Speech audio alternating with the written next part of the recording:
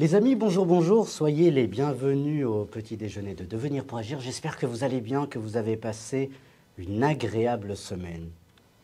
J'ai la joie et l'immense privilège de recevoir aujourd'hui un très grand chef dont sa philosophie culinaire transcende la simple gastronomie.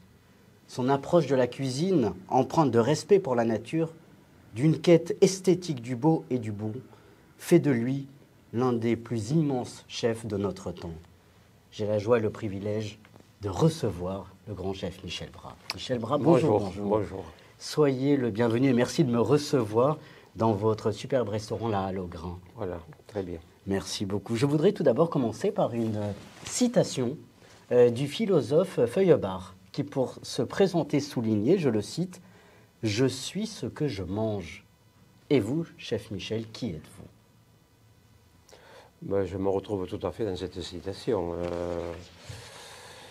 Mais disons que je suis nature. Tiens, voilà. Ah mais c'est beau parce qu'en plus j'ai une question par la suite sur la nature. Alors, chef Michel Bras, votre cuisine dépasse la simple nécessité de se nourrir elle-même et devient un art. Et selon vous, où se situe la frontière entre une alimentation essentielle et une cuisine artistique ? Disons que j'ai abordé le métier de cuisinier par accident. Je ne voulais pas me destiner du tout à ça, plutôt à une carrière scientifique. Et donc la cuisine, si vous voulez, je l'ai abordée comme un moyen d'exprimer mes sentiments et de les écrire. Voilà. Comme un peintre peut avoir une toile, un musicien une partition. Voilà, c'est ça. Je ne suis pas cuisinier, je me sers du produit, je me sers de cette technicité pour exprimer vraiment la profondeur de mon âme. Et quelle est votre écriture alors ? Mais je pense qu'elle rejoint un peu ce que nous ont enseigné nos anciens, c'est-à-dire construire avec du rien, avec du peu. Et le transformer ? Oui. Alors, est-ce que vous transformez les produits en une œuvre d'art, selon vous ? Oh, moi, je n'ai pas cette prétention-là. Non, pas du tout. Œuvre d'art, bon. Non, c'est pas du tout. Disons que mon écriture ne va pas dans ce sens-là, dans cette prétention-là, pas du tout. Le Baudelaire souligne « le beau est toujours bizarre ». Finalement, à quel moment pouvons-nous parler dans l'assiette d'une beauté culinaire ? À quel moment, selon vous, le beau arrive dans l'assiette ? Mais je ne l'aborde pas du tout comme du culinaire. Vous savez, moi, je reprends souvent une phrase de Pablo Neruda, que je vais peut-être vous citer, si vous permettez, mais je ne l'ai pas trop en tête, quand il dit « L'enfant qui ne joue pas n'est pas un enfant, mais l'homme qui ne sait pas jouer a perdu pour toujours l'enfant qui vivait en lui et qui lui manquera jamais. » Donc moi, je suis un peu cet homme, enfin même pas cet homme, cet enfant, que tout émerveille au quotidien. Moi, j'ai l'impression de découvrir au quotidien le monde, voilà. Et c'est là-dessus que je m'appuie pour faire mes créations, mes constructions, mes signatures, voilà, mon écriture. Et votre écriture, votre signature, vos créations, chef Michel Bras, définissez-vous comme un artiste? Alors, non, pas du tout. Alors, Emmanuel, il ne fera pas m'appeler chef parce que je ne supporte pas ça. D'accord. Donc, Michel. Oui, tout simplement parce que, bon, le terme chef, on pourrait l'évoquer. Mais non, moi, je suis un homme, voilà, tout simplement, cuisinier, par accident, comme je vous ai expliqué. Donc, non, moi, je ne me sens pas du tout comme un artiste, non, pas du tout. Je n'ai pas cette prétention-là. Quelle est la place de la nature que vous avez dans vos créations? Il y a une phrase c'est Pourra, je ne sais pas si vous connaissez, c'est un poète auvergnat, je crois qu'il était né à Clermont-Ferrand, qui dit « La nature reste le maître mot de tous les arts et de l'art de vivre ». Donc moi je suis baigné de nature, mais à tous les sens. Hein. Quand j'étais petit, j'ai joué avec la nature. Plus grand, je me suis réfugié dans la nature parce que je suis un grand sportif. J'ai couru longtemps et c'était dans ces escapades que je me ressourçais, voilà, en contact avec la nature, à l'écoute du silence, du vent, voilà, de l'observation. Est-ce qu'une assiette, Michel, même si vous n'aimez pas utiliser cette expression, mais une assiette, une de vos assiettes, une de vos créations est-elle une œuvre d'art silencieuse de la nature?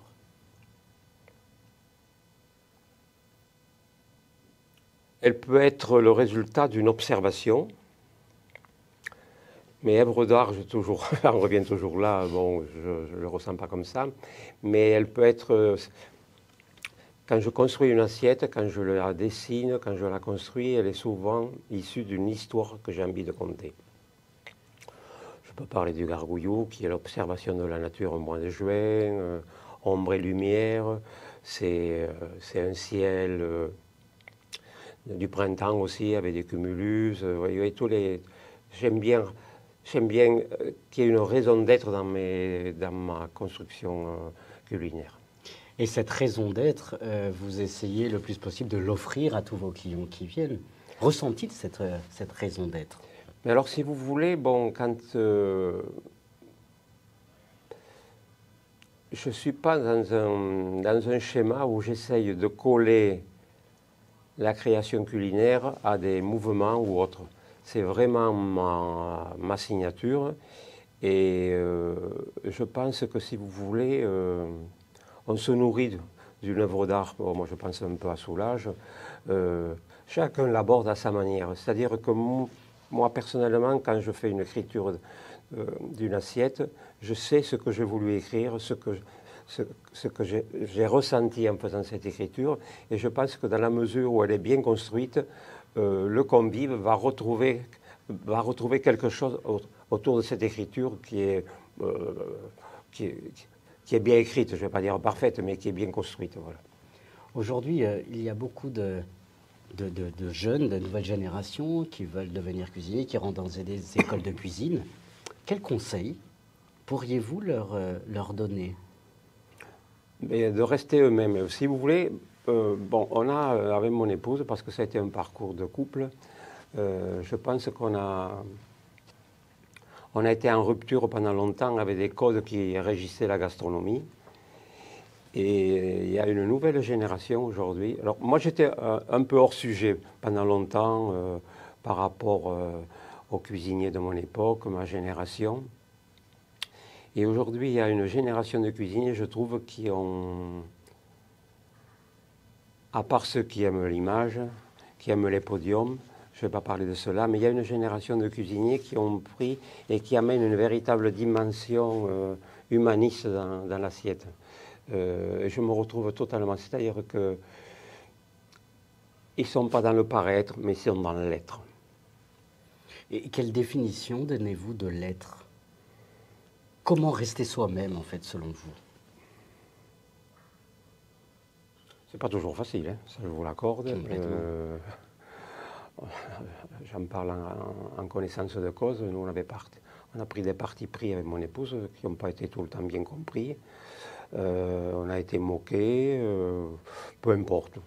On voulait exister par ce qu'on était, on voulait s'accomplir par ce qu'on était. Et je pense que c'est là, mais un peu la règle, je veux dire, la règle du bonheur, c'est rester soi-même et on n'est pas dans une démarche de profit. Oui. Alors revenons vraiment dans la cuisine en elle-même. Une question toute simple. Michel, quelle définition donnez-vous du verbe cuisiner? C'est partager. Partager. C'est une chose qu'on a un peu oubliée, je trouve que c'est aimer l'autre. Moi, je pense au travail que je peux faire dans les EHPAD aujourd'hui ou autre. La cuisine, ça doit être généreux, ça doit se partager et créer de la communication, de l'échange. Et alors, est-ce que cuisiner, c'est, comme vous dites, partager, est-ce partager nos 5 sens, les 5 sens? Oui, obligatoirement, oui. Et donc, venons dans un des sens. Je voudrais parler du palais, du goût. Aujourd'hui, chef Michel, pardon, pour apprécier une assiette, faut-il aiguiser son palais? Oui, c'est certain que ça se construit, ça s'éduque, le palais, mais je pense qu'à un moment donné, il ne faut pas avoir la prétention, lorsqu'on a une assiette, qu'elle va plaire à tout le monde. Si vous voulez, suivant notre nature, on peut être sensible à l'acide, au salé ou autre, donc on va aborder les assiettes avec une réception un peu différente. Voilà. C'est ça. Et à toutes les personnes avec lesquelles vous travaillez, vos cuisiniers dans les cuisines, Oui. les éduquez-vous, en tout cas leur permettez-vous je dirais, de tendre vers l'excellence ou la perfection? L'imperfection, parfois, elle peut être géniale, hein. Elle peut générer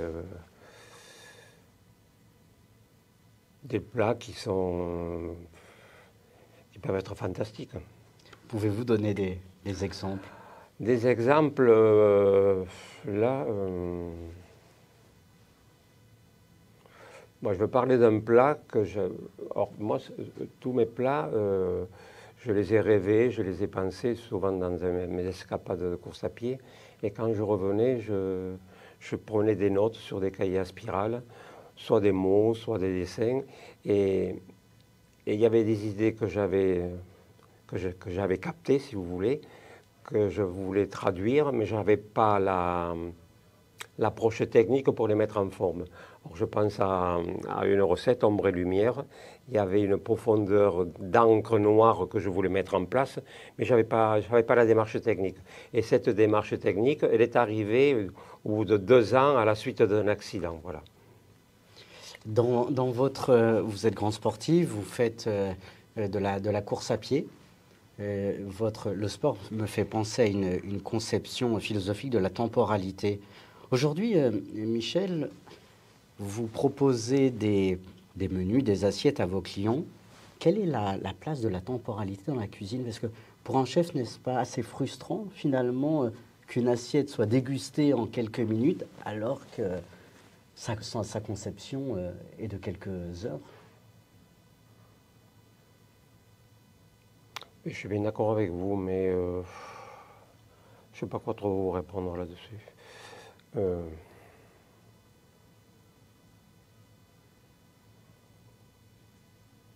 Parce que finalement, l'assiette, vous la faites pour vos convives, vos clients, mais... Il en restera le souvenir. Bon, mais c'est un peu... Ouais, je ne sais pas trop. Non, c'est... Dans la gastronomie, il y a un plaisir gastronomique. On aime venir manger, on aime se retrouver. Selon vous, pourquoi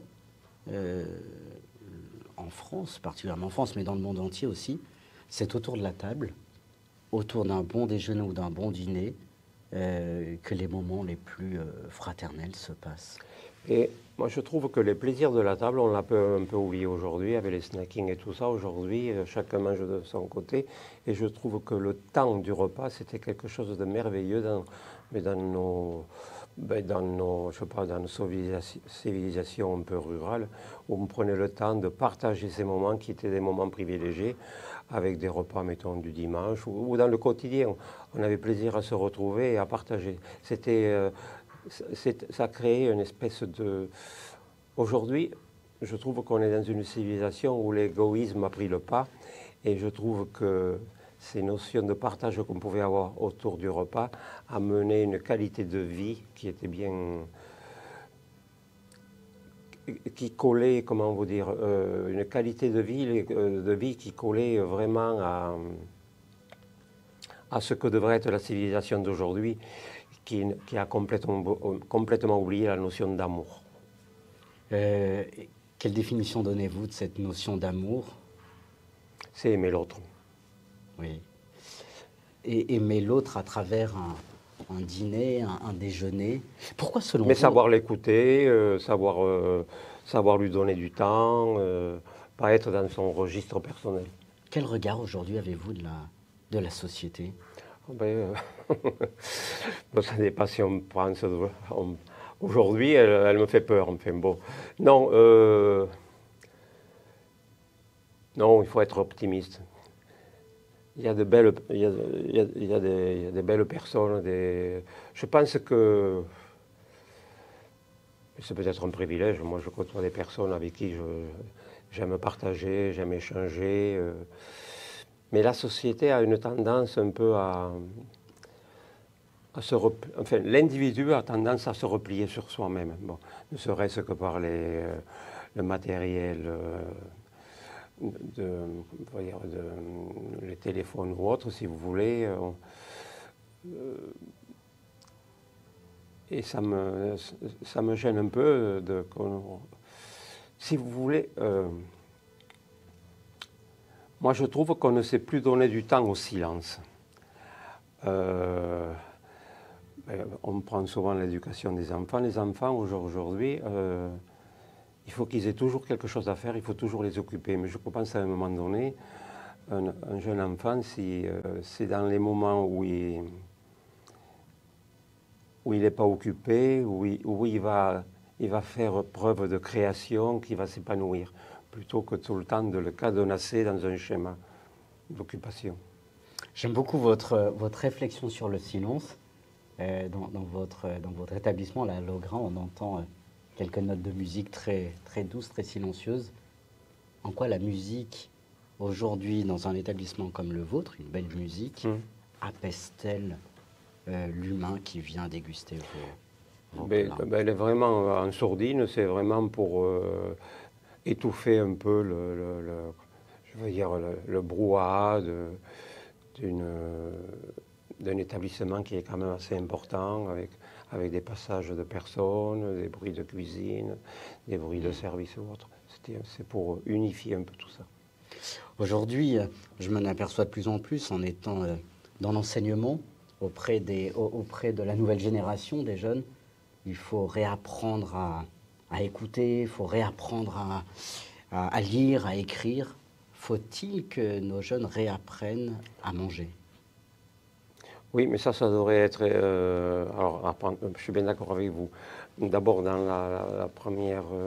dans les premiers propos que vous avez dit, apprendre à écouter, tout ça, je suis plus que persuadé, c'est la notion du silence que je vous disais tout à l'heure. Mais apprendre à manger, je pense que ça devrait être fait à l'école, ça déjà, non, au primaire. Pourquoi aujourd'hui, finalement, les jeunes ne savent plus manger? Quelle est, selon vous, comment vous voyez toute cette dégradation peut-être? La dégradation, je pense qu'elle vient de la déstructuration de la famille, qui n'a plus lieu d'être aujourd'hui.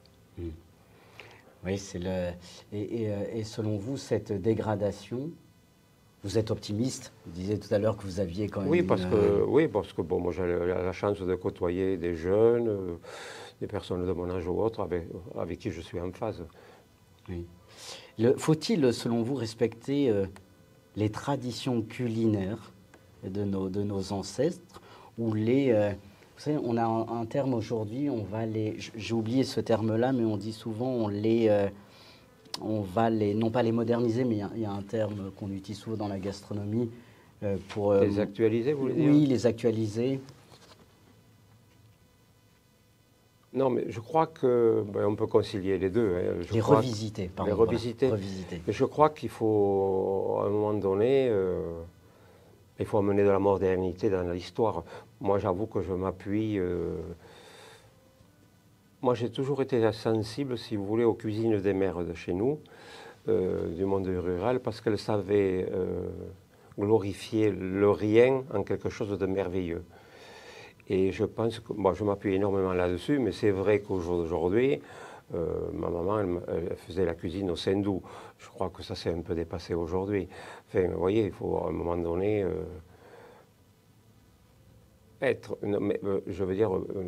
ne pas tomber dans les dérives que pouvaient avoir ces cuisines.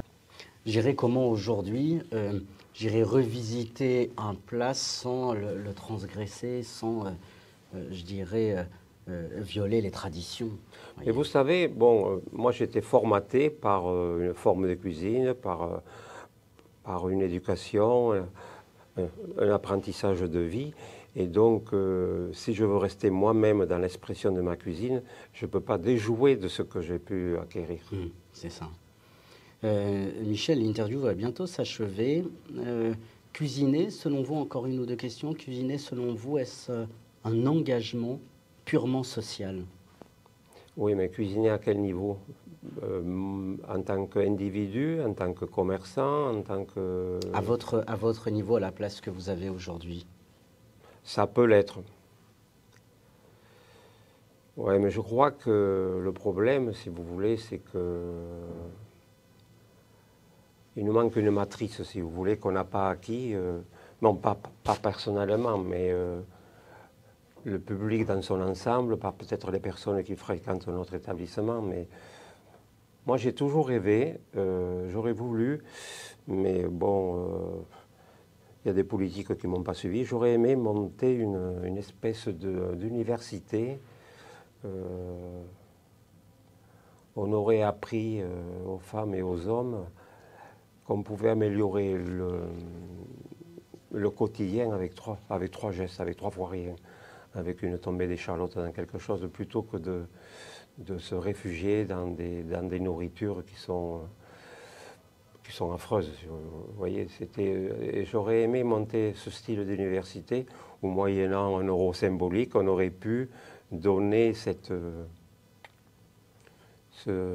les clés d'une nourriture qui rassemble autour de la table.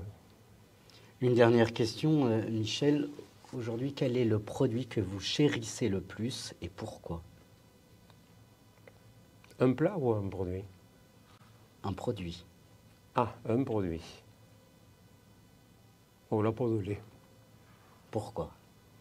Parce qu'elle est liée à mon enfance, elle est liée à cette notion du peu et du rien, c'est-à-dire qu'on arrive avec... Vous savez, j'ai fait un gros travail de recherche à un moment donné sur le lait. On ne peut pas s'imaginer, le lait, quand on le découvre, c'est un liquide, enfin, c'est un liquide tout blanc qui n'offre pas d'intérêt à prime abord. Mais il y a beaucoup de civilisations qui, autour de cette matière, sont arrivées à construire une gamme. Bon, vous allez en Amérique du Sud, c'est la dulce de leche, vous allez en Inde, c'est des bonbons avec une réduction de lait, vous avez des laits caillés dans l'Europe centrale, vous voyez. Je trouve que cette peau de lait, c'est quelque chose qui coordonne un peu vraiment la sensibilité de l'humain. Merci beaucoup de nous avoir reçus, merci de nous avoir partagé votre passion et vraiment merci d'être qui vous êtes. Vraiment, merci beaucoup. Les amis, merci beaucoup de nous avoir suivis. Je vous invite vraiment à venir à la Halle au Grain à Paris. Vous ne serez pas déçus. Venez déguster les délicieux produits, les délicieux plats du chef Michel Bras. Merci de nous avoir suivis. Je vous souhaite une agréable semaine et vous donne rendez-vous la semaine prochaine pour de nouvelles aventures. À très bientôt. Merci pour votre fidélité. Ciao, ciao.